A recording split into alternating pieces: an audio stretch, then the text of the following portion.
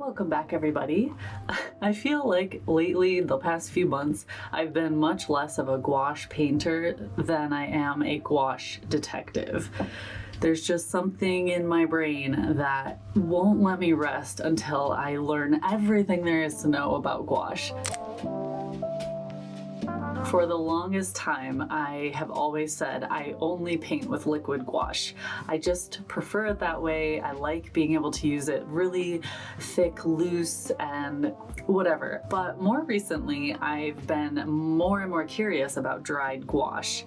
And there are a lot of benefits to dried gouache. For one thing, you can see I'm just kind of tossing this around, moving it around, and the gouache is not spilling out. This gouache is staying put because it's basically dried. It's a little bit gooey, a little bit workable, but it's kind of like a watercolor palette. Whereas if I show you my liquid gouache travel palette, that's a little bit different. This is gonna be very messy if I tip it upside down or let it sit on its side for too long.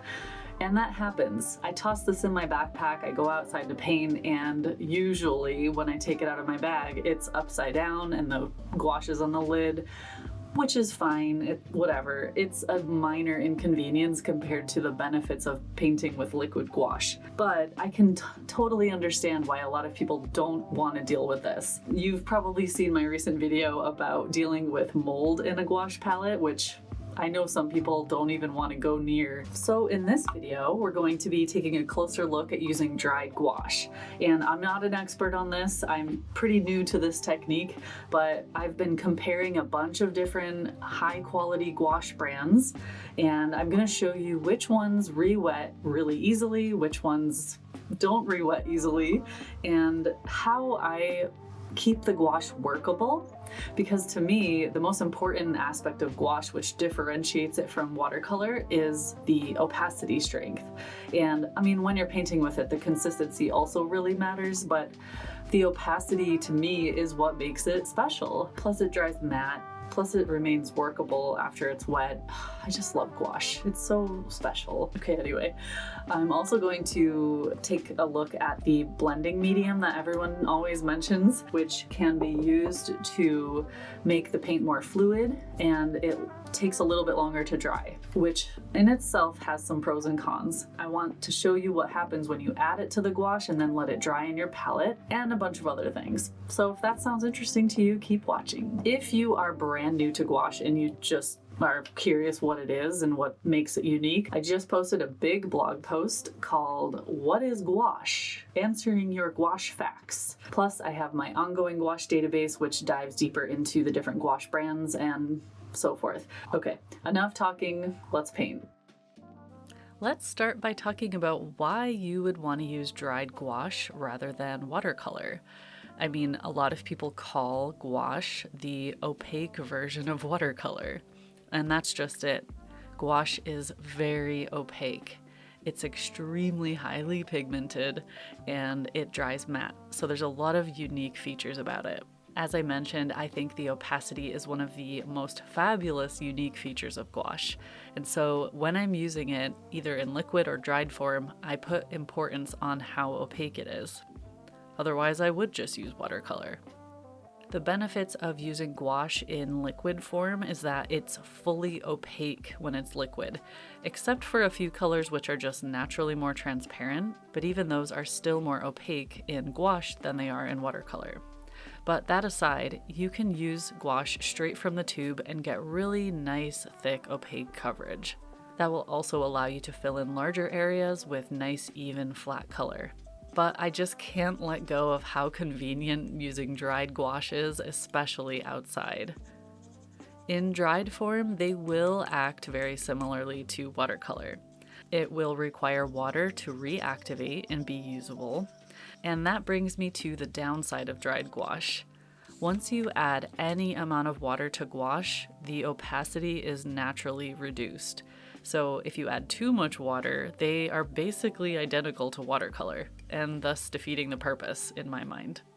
So before we jump into doing an actual painting with dried gouache, and I'll show you how that works, I want to talk about palette setup. I've chosen 5 very high quality professional gouache brands to test out in this little palette.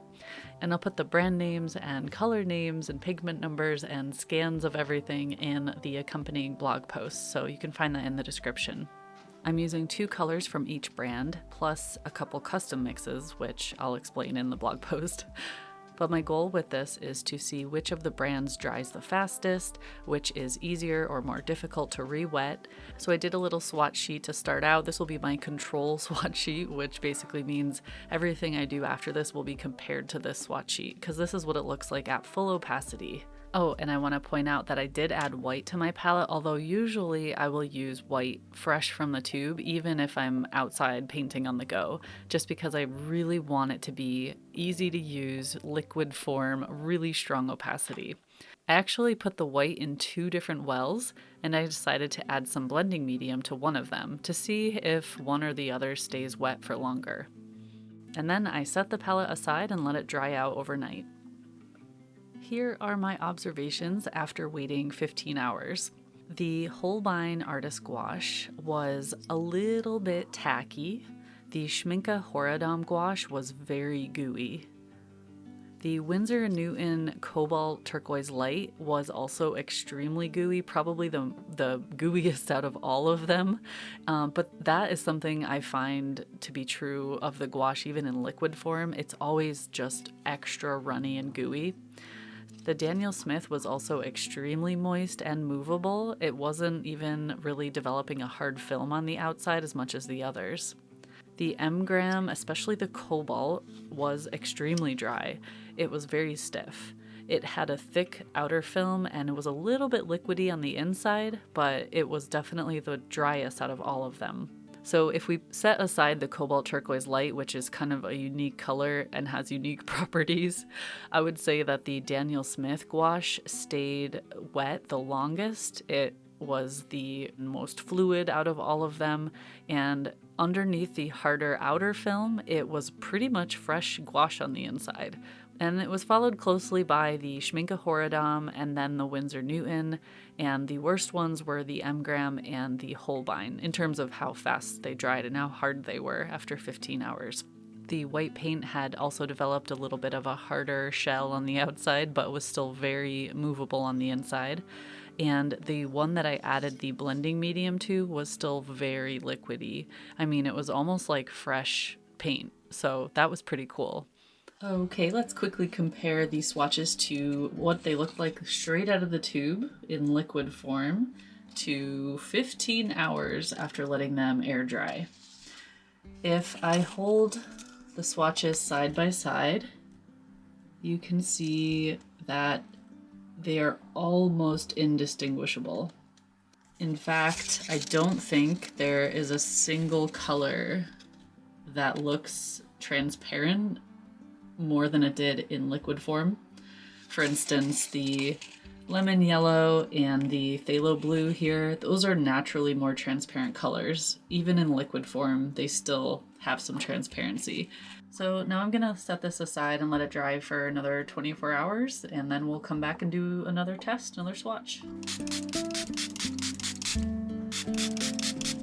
So now we are 2 days into the test, and I'm starting to notice it's getting a little bit harder to reactivate the paint. However, there are a few colors that are super easy and actually creamy. And I think this just goes to show you that if you want a specific consistency, you'll have to try a bunch of different brands. And just because 1 or 2 colors do really well in one brand doesn't mean they all will in the same brand. So certain colors might be harder than others to reactivate. I think it's going to take a lot of experimenting. I think what I'll probably do with my palette is remove the M-Gram once it's pretty much empty and replace that with my Shinhan, because I did do a tiny Shinhan test and it reactivated really nicely. I like M-Gram in liquid form, but I don't think it's suitable for my dry palette. I think it's definitely important to figure out your water ratio. So for me, spraying it, letting it sit for about 3 to 5 minutes, and then sometimes spraying it again a little bit and then letting it sit a little longer really helps get that top layer nice and soft. So basically once a day, I'm re-wetting the gouache and testing it. And from these swatches, once again, you can see there is very little difference. On the top, we have the liquid swatch, and underneath we have the 40-hour swatch. And they are still extremely opaque. The main difference wasn't in how the swatch looks, it was how hard or easy it was to get the paint to flow. So after 40 hours, things are getting a lot drier in here. So I have to spray it, let it sit for a little longer. It doesn't mean it's not possible to make it workable. It's just that it takes a lot more effort. So we're gonna let this sit for a couple days untouched and see if it gets super, super dry, and then see what happens. I'll see you in 2 days.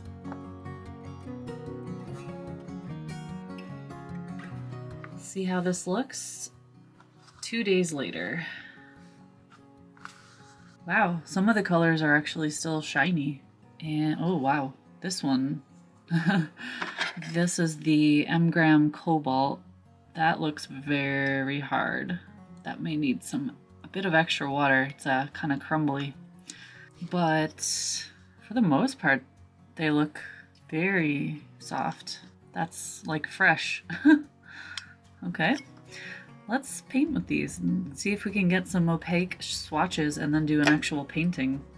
I noticed this time around a few of the colors required a bit of extra water, more than the other times, and I actually let it sit for almost 10 minutes before I was able to use it. I've got some harder colors that I had to spray a few times for them to look like they were soft enough. So hopefully these swatches go well. I was actually pretty surprised, like this one, the Schminke, was very creamy still. It's actually kind of stringy, which is interesting. And it wasn't like that when it was straight out of the tube, so very opaque though. The Cobalt Turquoise Light is still very creamy, which is, I'm completely expecting it. This color is naturally transparent, or more than the others, so I was kind of curious how it would do, but that actually looks pretty good. This is the Daniel Smith, which I've been super surprised by how thick it is. Wow, that's amazing. I added more water to this Cobalt because it seemed super, super dry. See how once the water evaporates, it might look more transparent. Still pretty good.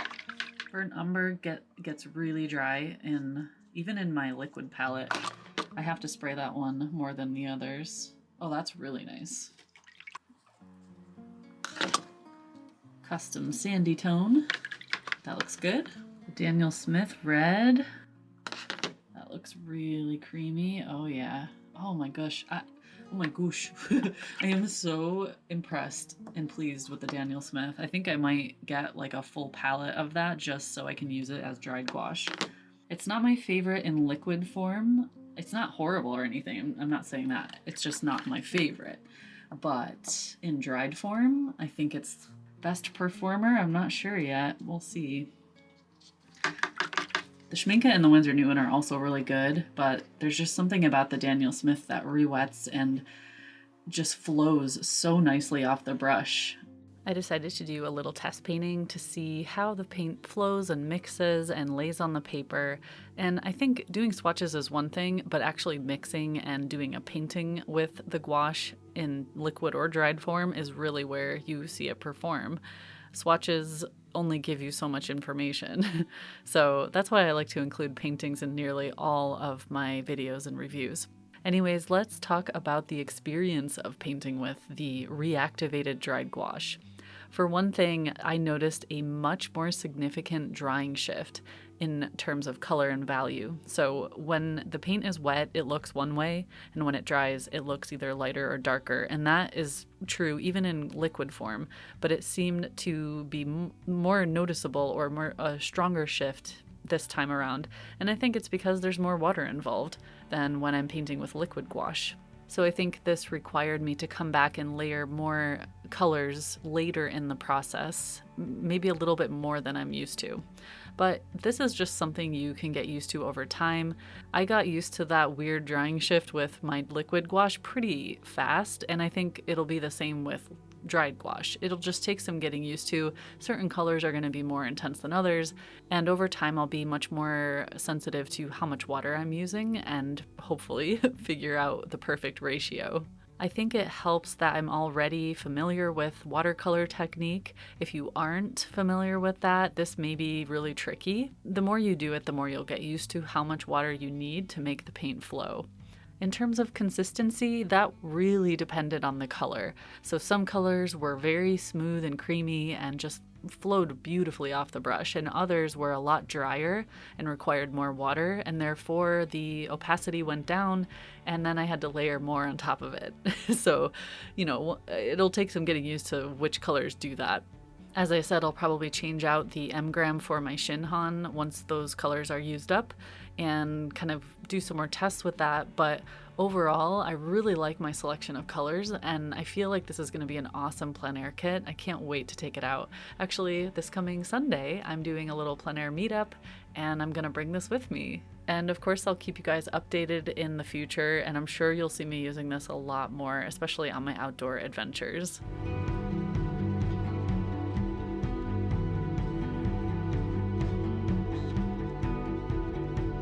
Unlike with my liquid palette, I'm going to clean this right when I'm finished, because I think if it dries like this, it'll be much more annoying when I reactivate it with water. Things will get a lot muddier. So I think this kind of palette is going to require a bit more care than I would give my liquid palette, which I just kind of close when I'm done and I figure it out the next time. So all I'm going to do is with a clean brush, sweep the surface of each color.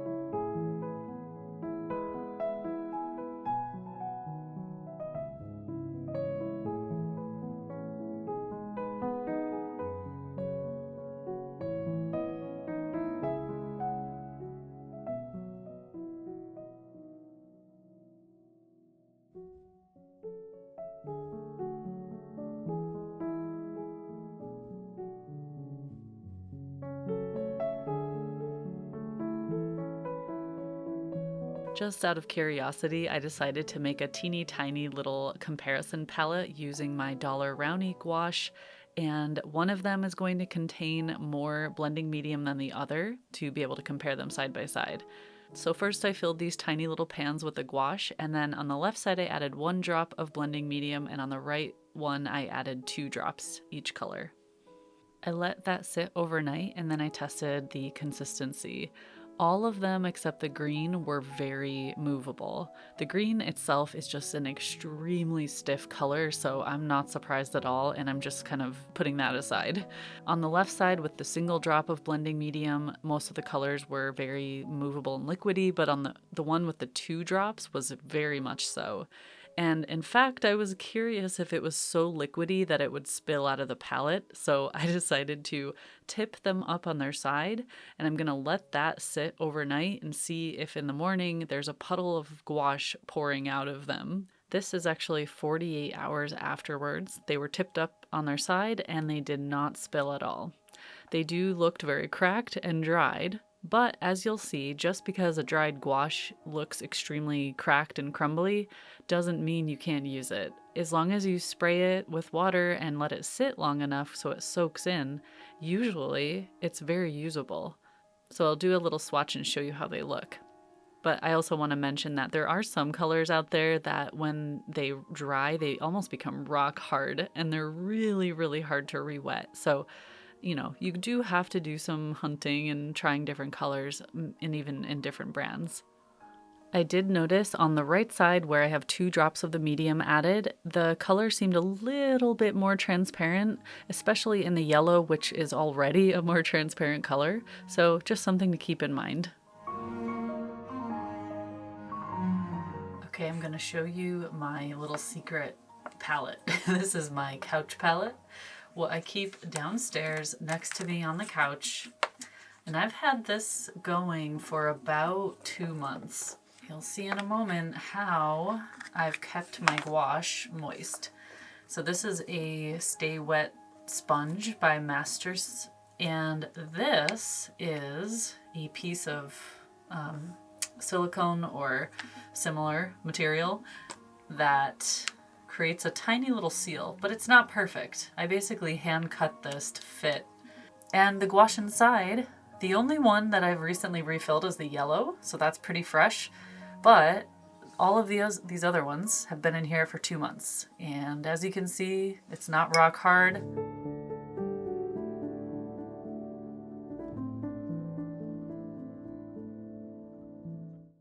I don't know why exactly this happens, but when I spray it with water and then close it for a few days, it seems that the moisture soaks deeper into the paint and doesn't let it fully solidify. So even if I close this and leave it untouched for 2 weeks, which I have done, I can still open it and reactivate it, and it's not just crumbling to pieces. So the tiny little piece of silicone that I cut and the fact that I close it really tightly with the sponge in there, which is also a tiny bit moist, I think all of that combines to creating a better environment for it longer term on the shelf. I'm still going to do some experimenting with different color options, but I just wanted to show you guys this because it's been kind of revolutionary for me. I do paint on the couch or draw when I'm just hanging out downstairs almost every single night, and I love having this nearby just in case. And even though I do sometimes go a while between using it, I'm able to fully reactivate it, and I can even get nice opaque color.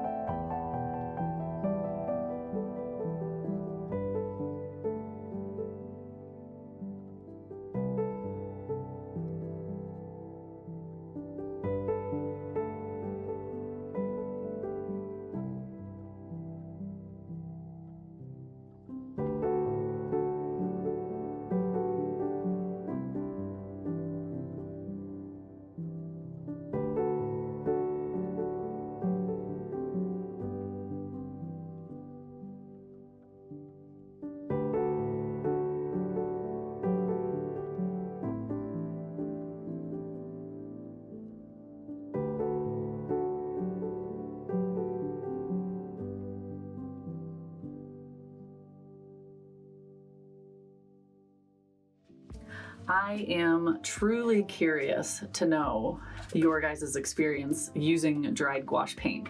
So whether you've only used one brand or tons of brands, and if you've used different types of palettes, I would just love to hear all of the individual experiences out there, because I'm just one artist and I'm pretty new to using dried gouache. And so far I have to say I'm really liking it. It's very convenient.